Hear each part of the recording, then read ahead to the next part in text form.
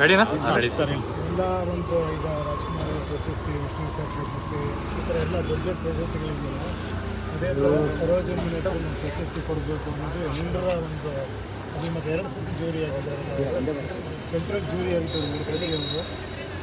ನಿಮಗೆಲ್ಲ ಗೊತ್ತು ಅವ್ರ ಅಚೀವ್ಮೆಂಟ್ ಬಗ್ಗೆ ನಾನೇ ಹೇಳೋದು ಬೇಕಾಗಿಲ್ಲ, ತುಂಬ ಚಿಕ್ಕವರು.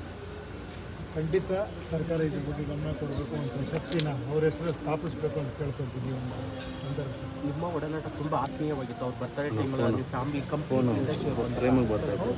ನಮಗೆ ತುಂಬ ಒಂದು 20 ವರ್ಷದಿಂದ ನಮ್ಮ ಫ್ಯಾಮಿಲಿ ಫ್ರೆಂಡ್ಸ್ ಅವರು, ಫ್ಯಾಮಿಲಿ ಅದೇ ಎಲ್ಲದಕ್ಕಿಂತ ನಾನು ಹೇಳೋದು, ನನ್ನ ಜೀವನದಲ್ಲೇ ಪಿಕ್ಚರ್ ಸೆನ್ಸಾರೇ ಮಾಡೋಕ್ಕೆ ಸಾಧ್ಯ ಇಲ್ಲ, ಅನ್ಫಿಟ್ ಫಾರ್ ರಿಲೀಸ್ ಅನ್ನೋ ಟೈಮಲ್ಲಿ ರಿವೈಸಿ ಕಮಿಟಿಗೆ ಹೋದಾಗ ಇವರು ನನ್ನ ಒಳಗೆ ಕರೆದಿದ್ದ ರೀತಿಯೇ ಆಶ್ಚರ್ಯ.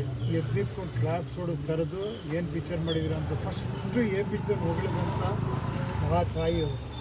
ಹೊಗಳಿ ಪಿಕ್ಚರ್ನ ಸೆನ್ಸಾರ್ ಮಾಡಿಕೊಟ್ಟು, ನಾನು ಯಾವಾಗಲೂ ಅವ್ರು ಸಿಕ್ಕಿದಾಗೆಲ್ಲ ಹೇಳ್ತಿರ್ತೀನಿ, ನೀವಿಲ್ಲದೆ ನನಗಿರೋನೇ ಆಗ್ತಿರ್ಲಿಲ್ಲ. ಆ ಥರ.